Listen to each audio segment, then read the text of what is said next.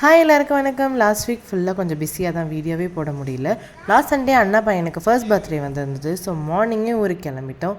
1 year கழித்து எங்கள் பாட்டி வீட்டுக்கு வந்திருந்தோம். ஸோ வீட்டில் எல்லா ரிலேட்டிவ்ஸும் வந்திருந்தாங்க. வீடே நிறைஞ்சிருந்துச்சு. அம்மா கூட பிறந்தவங்க மொத்தம் 6 பேர் எல்லாம் ஒன்றா இந்த மாதிரி ஃபங்க்ஷனில் தானே பார்க்க முடியும். ஸோ செம்மையாக என்ஜாய் பண்ணோம். வீட்டில் தனியாகவே இருந்துட்டு இப்படி வீடு ஃபுல்லாக ஆளுங்களை பார்க்குறதுல அவ்வளோ சந்தோஷம். அதை எக்ஸ்பிளைன் பண்ணுறதுக்கு வார்த்தையே இல்லை.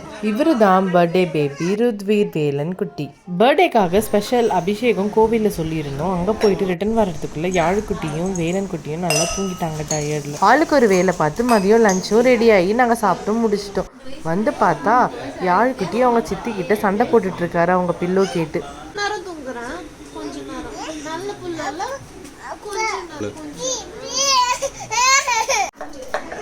மதியம் 3 o'clock கிட்ட சமைக்கவும் ஸ்டார்ட் பண்ணிட்டாங்க.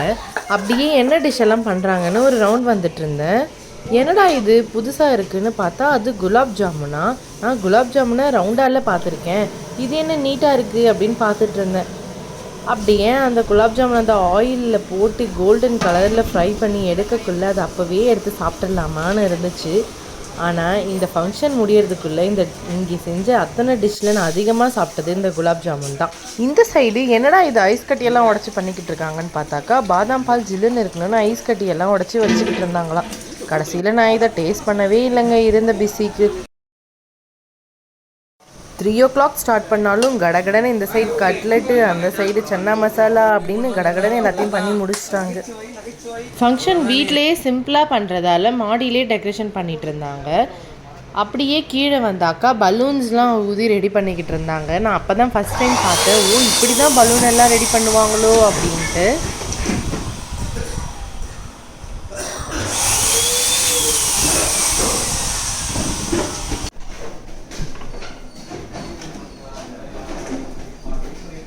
அடிக்கிற வெயிலுக்கு கூடவே நல்ல காற்றும் அடிச்சிட்டு இருந்தது. எங்களால் அங்கே டெக்கரேஷன் பண்ணவே முடியல, அந்த அளவுக்கு காற்று.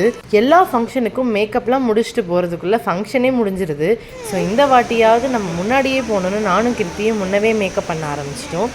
நாங்களும் ரெடி ஆகிட்டு அப்படியே பர்த்டே பேபியும் ரெடி பண்ணிட்டோம். என்னடா எல்லாம் நல்லா போயிட்டுருக்கேன்னு பார்த்தோம்.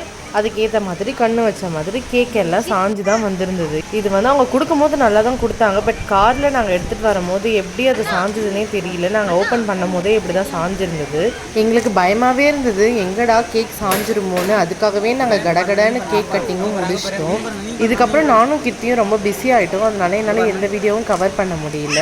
அப்பப்போ கொஞ்சம் செல்ஃபீஸ் மட்டும் எடுத்திருந்தோம்.